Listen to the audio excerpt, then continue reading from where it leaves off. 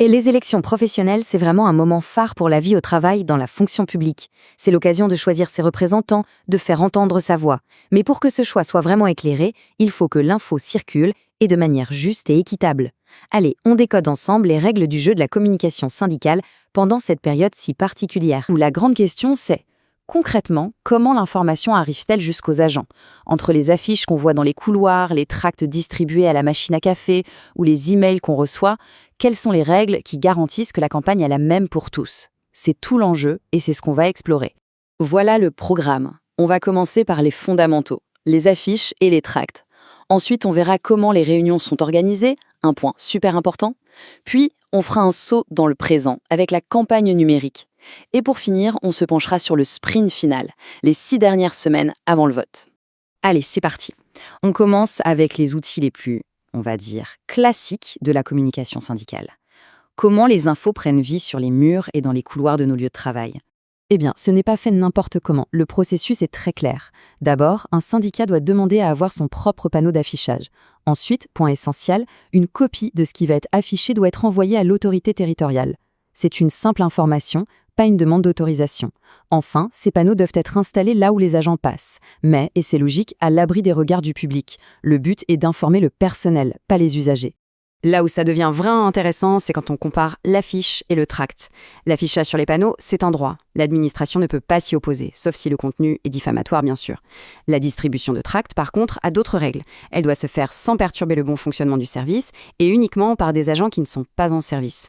On a donc bien deux logiques différentes. L'affiche pour une visibilité générale et le tract pour un contact plus direct, plus personnel. Bon, on a vu l'info qu'on lit. Maintenant, passons à l'info qu'on écoute et où l'on participe. Les réunions syndicales, c'est un moment clé du dialogue, surtout juste avant des élections. Voyons comment ça se passe.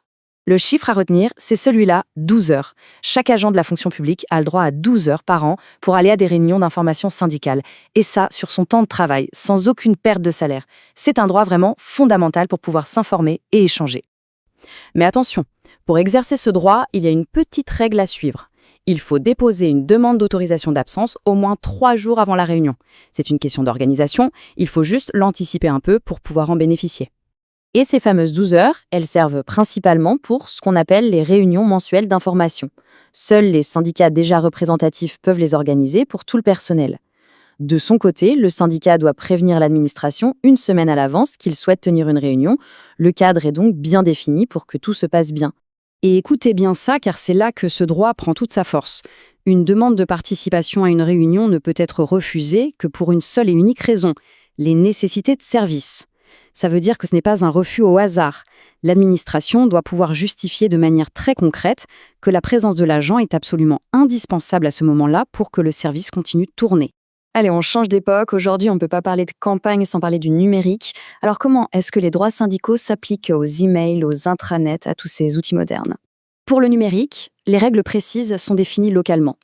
Mais elles doivent absolument respecter des grands principes. Et le plus important, c'est l'égalité de traitement.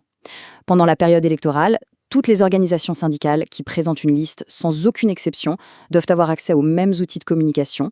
L'idée, c'est que tout le monde parte sur la même ligne de départ. Ça y est, on entre dans le money time, la dernière ligne droite. Les 6 semaines qui précèdent le vote, c'est une période très spéciale avec des règles spécifiques qui viennent intensifier un peu la campagne. Et tenez-vous bien, pendant cette période-là, il y a un petit bonus. Chaque agent a droit à 1 heure supplémentaire. 1 heure en plus des 12 heures annuelles, spécialement pour assister à une réunion d'information sur les enjeux de l'élection. C'est vraiment un temps dédié pour affiner son choix.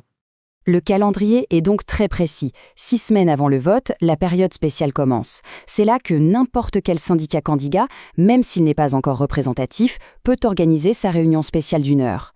Mais le point le plus important, c'est la fin. À la minute où le scrutin s'ouvre, tout s'arrête. Fini les tracts, fini les mails de campagne. C'est le silence électoral. Et c'est un point hyper important avec le vote électronique qui peut s'étaler sur plusieurs jours.